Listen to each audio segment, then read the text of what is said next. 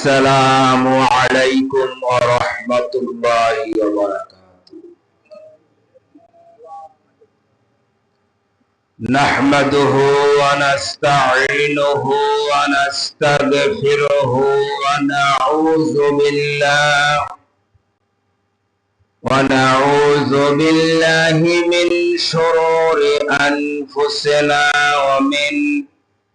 ومن سيئات أعمالنا من يهد الله فلا مضل له ومن يضلله فلا هادي له ونشهد أن لا إله إلا الله وحده لا شريك له ونشهد أن سيدنا وحبيبنا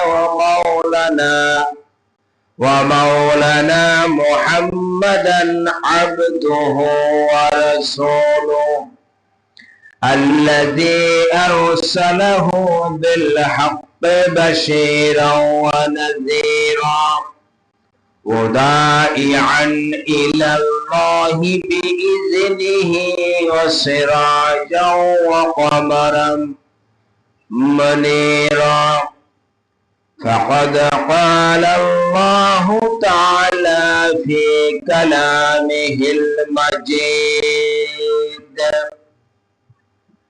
وفي فرقانه الحميد বিতাড়িত ও অভিশপ্ত শয়তান থেকে পানা চেয়ে পরম করুণাময় মহান আল্লাহ তাআলার শানে সকলে মিলে পড়ে নেই আউযু বিল্লাহি মিনাশ শাইতানির রাজীম বিসমিল্লাহির الرحمن الرحيم وما أرسلناك إلا رحمة للعالمين إن الله وملائكته يصلون على النبي يا أيها الذين آمنوا صلوا عليه وسلموا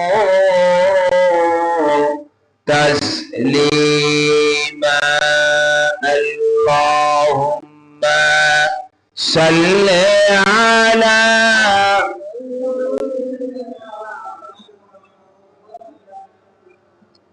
وعلى آل سيدنا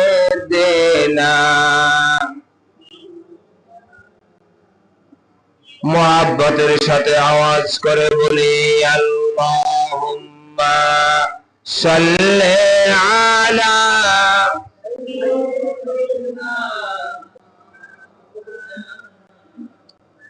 وعلى آل سيدنا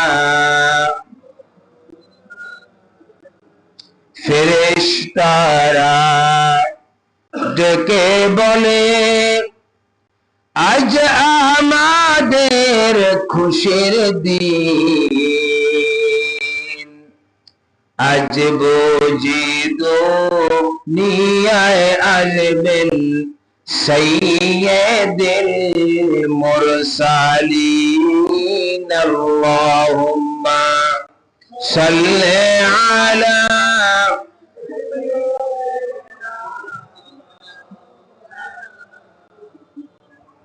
وعلى آل سيدنا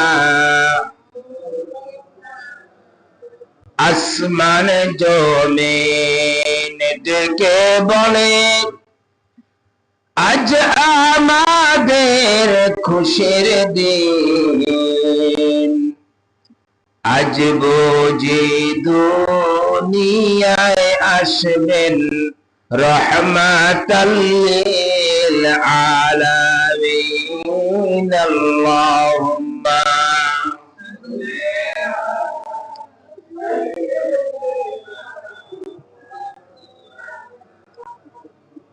وعلى آل سيدنا। এই মাস কি মাস জানেন? রবিউল আউয়াল মাস। এই মাসে মুহাম্মদ রাসূলুল্লাহ সাল্লাল্লাহু আলাইহি ওয়াসাল্লাম দুনিয়ায় তাশরীফ এনেছেন। 12 রবিউল আউয়াল, আজকে হলো 5 রবিউল আউয়াল, 7 রবিউল আউয়াল আজকে, আর মাত্র 5 দিন। পড়ুন সবাই বালাগাল উলা বিকামালিহি কাশাফাত দুজা বিজামালিহি হাসনাত জামিউ খিসালিহি। আরবের বুকে মক্কার পরে মা আমিনার যেথায় ঘর, প্রভুর করুণা কাউসার হয়ে ঝরেছে বারংবার। বালাগাল উলা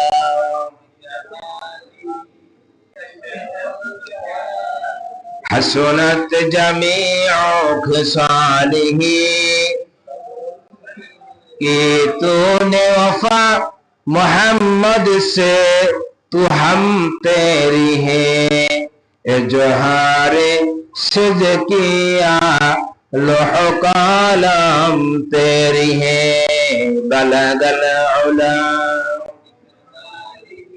कशफत दुजा बिजमालिही हसनत जमीउ खिसालिही। जिक्र करें ला इलाहा ला इलाहा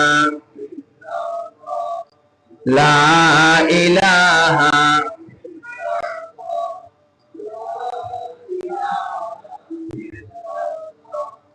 ला इलाहा। এই কালেমা যতই জপি ততই মধুর লাগে, এই নামে যে এতই মধু জানি তো কে আগে। লা ইলাহা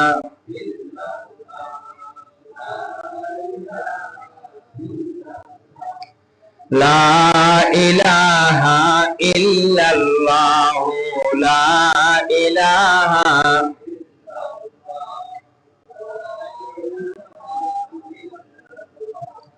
লা ইলাহা ইল্লাল্লাহ লা ইলাহা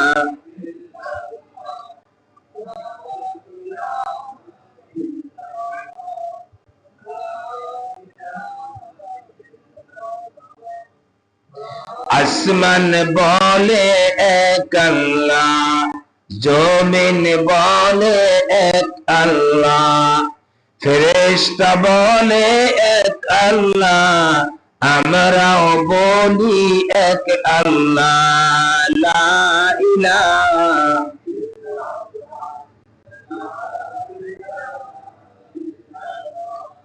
লা ইলাহা ইল্লাল্লাহ লা ইলাহা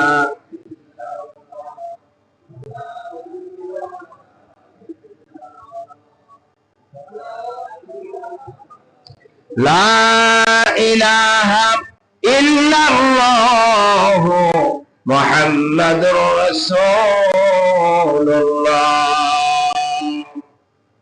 আলহামদুলিল্লাহ সুম্মা আলহামদুলিল্লাহ। সমস্ত প্রশংসা পরম করুণাময় সকল শক্তির একচ্ছত্র অধিপতি মহান আল্লাহ রব্বুল আলামিনের জন্য। যে রব্বুল আলামিন আজকে অত্যন্ত বরকতময় পবিত্র মাহে রবিউল আউয়ালের প্রথম জুমা, সাইয়্যিদুল আইয়াম 7 রবিউল আউয়াল, যেই মাসে বিশ্বনবী মুহাম্মদুর রাসূলুল্লাহ সাল্লাল্লাহু আলাইহি ওয়াসাল্লাম আইএমএ জাহেলিয়াতের অন্ধকারাচ্ছন্ন পৃথিবীকে আলোকিত করে বিশ্ব মানবতার মুক্তির দূত হিসাবে আরব উপকণ্ঠে মক্কাতুল মুকাররমায় আল্লাহ পাকের রহমত নিয়ে পৃথিবীর জমিনে আগমন করেছেন। সেই মাসের সেই প্রথম জুমায় যে রব্বুল আলামিন আমাদেরকে আল্লাহ পাকের ঘরে আল্লাহ পাকের মেহমান হয়ে দ্বীনি মজলিস রওজাত মিন রিয়াদুল জান্নাহ একত্রিত হয়ে জোরে মিলে বসার তৌফিক দান করেছেন, সেই রব্বুল আলামিনের দরবারে হৃদয়ের সবটুকুন শক্তি একত্রিত করে কলিজা ভরা দরদ নিয়ে বিনম্র চিত্তে আবেগের সাথে কালেমাত শুকর আদায় করি, বলি আলহামদুলিল্লাহ।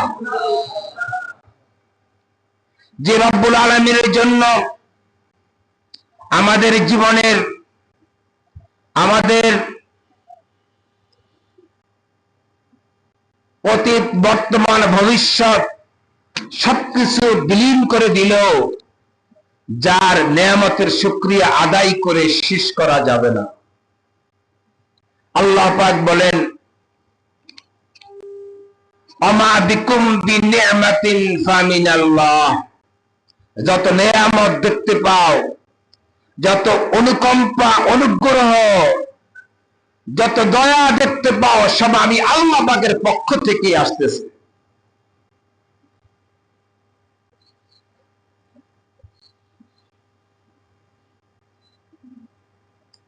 আমাদের জীবন চলার পথে আমরা যা কিছু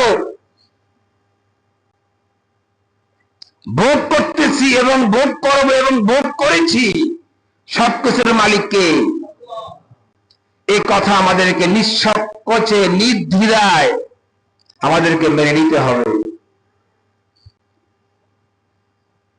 ইরাকের বাদশাহ খলিফা হারুনুর রশিদ এক গ্লাস পানি নিয়েছে খাওয়ার জন্য, খাবে, অনেক তৃষ্ণার্ত পিপাসিত। বাহালুর দরবেশ বলতেছে যে পানিটা একটু রাখেন খলিফা। বাদশাহ, খলিফা পানিটা একটু রাখেন, আমি আপনাকে একটা প্রশ্ন করতে চাই। বলে, বলেন বাহালুর দরবেশ, আপনার কি প্রশ্ন? বললেন যে আপনি অনেক পিপাসিত, অনেক তৃষ্ণার্ত, এক গ্লাস পানি, আমরা অনেকে জানি যে বিশুদ্ধ পানির অপর নাম জীবন, তাই না? তো এমন যদি হয় যে আপনাকে এক গ্লাস পানি খেতেই হবে, আপনার প্রাণ উষ্টাগত। যারা গ্রীষ্মের সময় রোজা রাখেন তারা জানেন যে পানির পিপাসা কত, রোজার সময় আপনারা অনুমান করেছেন। আপনার যদি এমন হয় যে আপনার প্রাণ উষ্টাগত, আপনাকে এক গ্লাস পানি খেতেই হবে, পানি আপনার প্রয়োজন, এই প্রয়োজনের জন্য এক গ্লাস পানির বিনিময়ে আপনি কি দিবেন? বাহালুর দরবেশ বলে, আমার সহায় সম্পদ যা আছে আমি সব এক গ্লাস পানির জন্য আমি কি করব? দিয়ে দিব, কারণ এটা আমার বাঁচার জন্য প্রয়োজন, জীবনের জন্য প্রয়োজন। আমি সম্পদ দিয়ে কি করবো যদি আমি বেঁচেই না থাকতে পারি? এই যে আপনাদের খতিব সাহেব প্রায় 6 থেকে 7 লক্ষ টাকা খরচ করে অপারেশন করছে না, ওপেন হার্ট সার্জারি হয়েছেন। কারণ টাকা দিয়ে তার কি হবে, সে যদি জীবনে বাঁচতেই না পারে? লক্ষ লক্ষ টাকা ছেড়ে দিয়েছে, পানি সে খাইলেন। এবার বালুর দরবেশ বলে যে আপনার তৃষ্ণা নিবারণ হয়েছে? বলে হ্যাঁ, নিবারণ হয়েছে। এখন এই এক গ্লাস পানি আপনার থেকে আউট পাস করার জন্য, বের করার জন্য বের হয় না। অনেকের এমন আছে না যে প্রস্রাব বের হয় না, অপারেশন করতে হয়, ডাক্তার আনতে হয়। আপনার প্রস্রাব হয় না, প্রস্রাব আটকে গিয়েছে, বের হচ্ছে না, তখন আপনি কি করবেন? বা খলিফা হারুন রশিদ বলে যে আমার রাজা রাজত্ব যা আছে সব আমি দিয়ে দিব। বালুর দরবেশ বলেন এক গ্লাস পানি, এক গ্লাস পানির জন্য এই যদি হয় একজন রাজা আর রাজত্বের অবস্থা, তার সহায় সম্পদ, তার রাজা রাজত্ব সবকিছু দিয়ে দিতে রাজি, সেই মালিকের জন্য আমরা একটু জোরে পড়তে পারি কি আলহামদুলিল্লাহ? আরো মজার কাহিনী আছে। আল্লাহ পাকের এক ওলি স্বপ্নে দেখেন, কোন কোন বর্ণনায় আসছে জুনায়েদ বাগদাদি রহমতুল্লাহ আলাইহি, নবীজি সাল্লাল্লাহু আলাইহি ওয়াসাল্লামের আওলাদ বংশধর, তিনি স্বপ্ন দেখেন কিয়ামত কায়েম হয়ে গেছে, হিসাব নিকাশ শুরু হয়ে গেছে, মিজানের পাল্লা হিসাব। আল্লাহ পাক ঘোষণা করে দিলেন فَأَمَّا مَنْ ثَقُلَتْ مَوَازِينُهُ فَهُوَ فِي عِيشَةٍ رَاضِيَةٍ وَأَمَّا مَنْ خَفَّتْ مَوَازِينُهُ فَأُمُّهُ هَاوِيَةٌ। একটা জাররা পরিমাণ যার নেক আমল হবে তার ঠিকানা হবে কোথায়? জান্নাত। কেমন জান্নাত? এই দুনিয়ার 10 দুনিয়া সমান। আর এই এক জাররা পরিমাণ যার বদ আমল হবে তার ঠিকানা হবে জাহান্নাম। সে জাহান্নামে যেতেই হবে।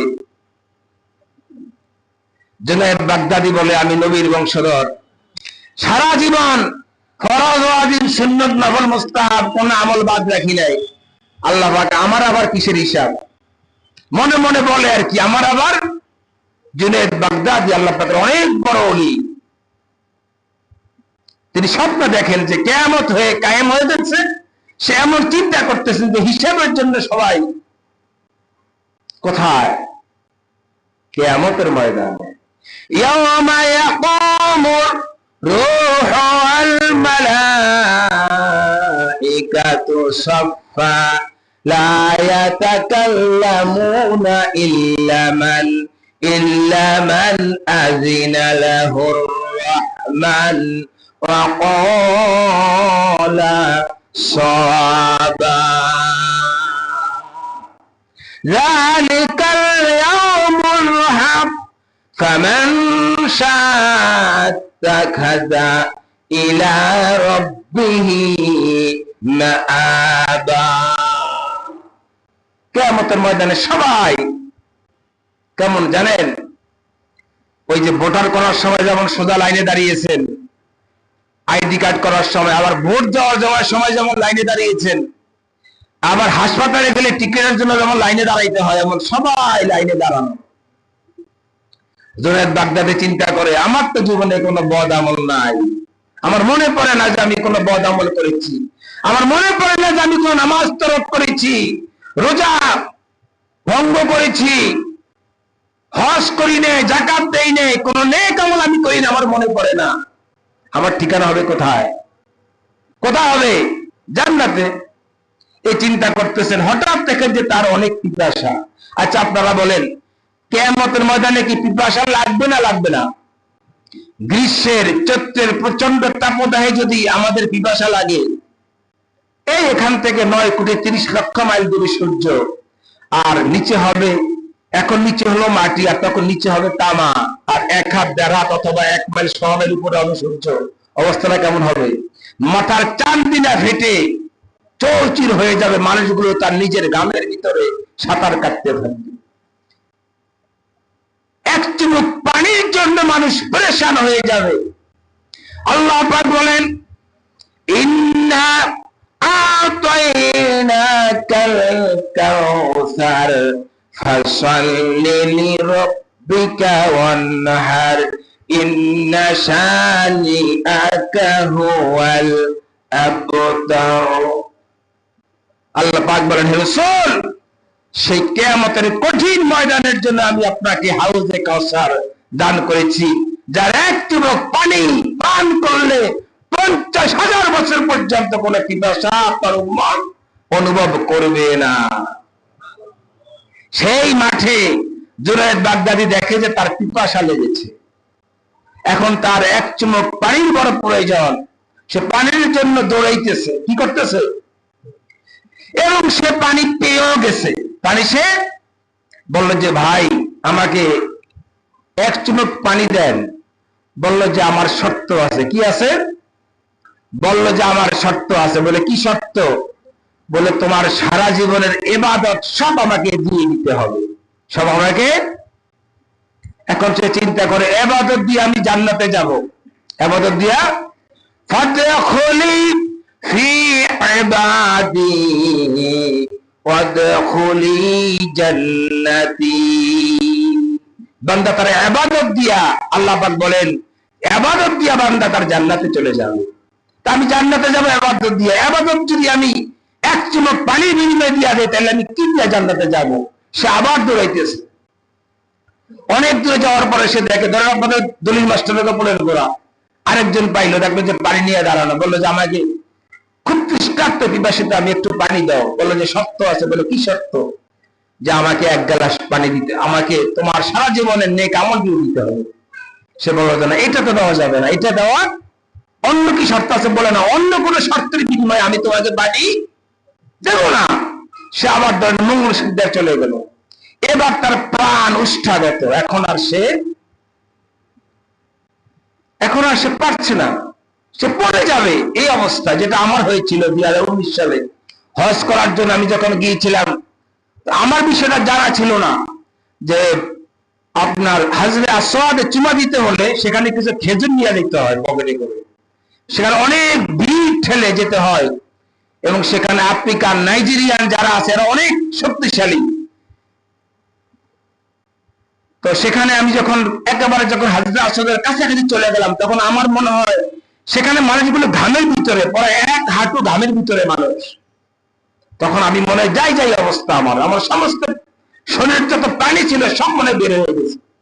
তখন আমি বুঝেছি যে মানুষ পানির কতটা প্রয়োজন। আল্লাহ পাক আমার সেখান থেকে বাঁচিয়ে এনেছেন। তো এবার সে চিন্তা করতেছে যে, হায় রে, আমি তো এখন বাঁচার প্রয়োজন আমার। তখন সে বলল যে, হ্যাঁ, আমি আমার সকল নেক আমল আমি তোমার পানির বিনিময়ে কি করলাম?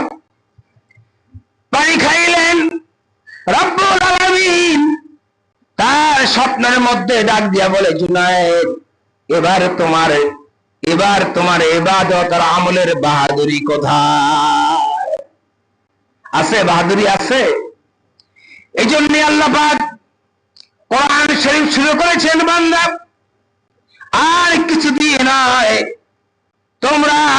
তোমরা সকলে মিলে পড়ে নাও, আলহামদুলিল্লাহি রাব্বিল আলামিন। আল্লাহ পাক বলেন, বান্দারে শুধু এখানেই শেষ নয়, তোমার হায়াত, তোমার মওত, তোমার কুরবানি, তোমার নামাজ, তোমার রোজা, তোমার দান, তোমার সদকা, তোমার বাঁচা, তোমার মরা, সবকিছু আমি আল্লাহ রাব্বুল আলামিনের জন্য নিবেদিত। আমরা গুছিয়ে বলতে পারবো না। এই জন্য আল্লাহ পাক আমাদেরকে শিখিয়ে দিলেন, কুল ইন্না সলাতি ওয়া নুসুকি ওয়া মাহইয়ায়া ওয়া মামাতি লিল্লাহি রাব্বিল আলামিন। রাসূল, আপনি বিশ্ববাসীকে বলে দিন তাদের সবকিছু আমি আল্লাহ পাকের জন্য নিবেদিত। বলেন সুবহানাল্লাহি ওয়া বিহামদিহি। এই জন্য আসুন, আজকে বিশ্ব মানবতা যেভাবে দিন দিন অধঃপতিত হচ্ছে, আজকে বিশ্ব মানবতার মধ্যে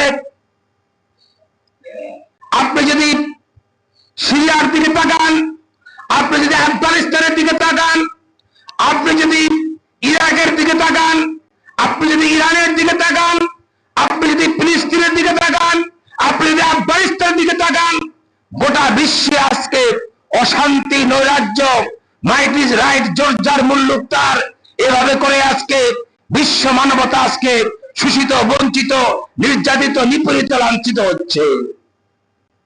আজকে বিশ্ব মানবতাকে যদি শান্তি আর মুক্তির পথে নিতে হয়, তাহলে আমাদেরকে ফলো করতে হবে সর্বকালের, সর্বযুগের সর্বশ্রেষ্ঠ আদর্শ মহামানব বিশ্ব নবী মুহাম্মদ রাসূলুল্লাহ সাল্লাল্লাহু আলাইহি সাল্লামের জীবন আদর্শ আমাদেরকে মেনে নিতে হবে। মাইকেল এইচ হার্ট, একজন খ্রিস্টান দার্শনিক, তিনি একটি বই লিখেছেন দি 100। সেখানে যে 100 জন মনীষীর নাম, 100 জন মনীষীর জীবনী লিখেছেন। প্রথমে তিনি লিখেছেন দি প্রফেট মুহাম্মদ রাসূলুল্লাহ সাল্লাল্লাহু আলাইহি সাল্লাম। তাকে জিজ্ঞেস করা হয়েছিল যে তুমি হলা ঈসা আলাইহিস সালামের ধর্মের অনুসারী, তুমি তো আগে ঈসা নবীর জীবন লেখার কথা ছিল, জীবনী লেখার কথা ছিল, তুমি আগে মুহাম্মদ সাল্লাল্লাহু আলাইহি সাল্লামের জীবনী দিয়ে তুমি তোমার বই শুরু করলে কেন? মাইকেল এইচ হার্ট বলেছিলেন, একটা বইয়ের যদি প্রথম দিয়ে যদি লেখা ভালো না হয়, সেই বই পাঠক পড়ে না। আমি 100 জন মনীষীর জীবন অনুসন্ধান করে দেখলাম, সর্বকালের, সর্বযুগের সর্বশ্রেষ্ঠ আদর্শ মহামানব, সর্বশ্রেষ্ঠ চরিত্রের অধিকারী হচ্ছে মুহাম্মদুর রাসূলুল্লাহ সাল্লাল্লাহু আলাইহি সাল্লাম, যার শানে আল্লাহ রাব্বুল আলামিন কোরআনের মধ্যে ঘোষণা করেছেন, লাকাদ কানা লাকুম ফি রাসূলিল্লাহি উসওয়াতুন হাসানাহ। আমার রাসূল হচ্ছে সবচেয়ে সুন্দরতম চরিত্রের অধিকারী, বলেন সুবহানাল্লাহ। তাই আসুন আমরা আমাদের জীবন চলার পথে আমরা বিশ্বনবী সাল্লাল্লাহু আলাইহি সাল্লামের জীবনকে অনুসরণ করব। তার জীবন পাবো আমরা হাদিসের মধ্যে। কিসের মধ্যে? হাদিসের মধ্যে। এই জন্য আমার কাছে ভালো লাগে যখন আমি দেখি আপনারা প্রত্যেক দিন, প্রত্যেক জুমার নামাজের পরে এখানে হাদিস তালিম করেন, আমিও বসে যাই। এক একটা হাদিস অধ্যয়ন করলে আমার আপনার জীবন আখলিস দীনাকা ইয়াকফিকাল আমালুল কলিল, একটা ছোট খোটা একটা হাদিস আমার আপনার নাজাতের জন্য যথেষ্ট হয়ে যেতে পারে যদি আমরা সেটাকে আমলে পরিণত করতে পারি। এই জন্য আসুন আমরা আমাদের জীবন চলার পথে বিশ্বনবী সাল্লাল্লাহু আলাইহি সাল্লামের জীবনী অনুসরণ করে, অনুকরণ করে আমরা গত বেশ কয়েকটি জুমায় সাহাবায়ে কেরামের জীবনের উপরে আমরা আলোচনা করেছি। আজকে পবিত্র রবিউল আউয়াল মাসের প্রথম জুমা, আজকে আমাদেরকে বিশ্বনবী সাল্লাল্লাহু আলাইহি সাল্লামের জীবনী থেকে আমরা ইনশাআল্লাহ আলোচনা করব, শুরু করেছি। আসুন আমরা বিশ্বনবী সাল্লাল্লাহু আলাইহি সাল্লামের জীবনী অনুসরণ করি। আল্লাহ রাব্বুল আলামিন আমাদেরকে সেই নবীর অনুসরণ করণে, যে নবী বলেছেন মান আহাব্বা সুন্নতি ফাকাদ আহাব্বানি ওয়া মান আহাব্বানি কানা মাইয়া ফিল জান্নাহ, যে আমার হাদিস অনুসরণ করবে সে যেন আমাকে অনুসরণ করলো, আর যে আমাকে অনুসরণ করবে সে আর আমি মুহাম্মদ সাল্লাল্লাহু আলাইহি সাল্লাম একই জান্নাতের মধ্যে থাকবো, বলেন সুবহানাল্লাহ।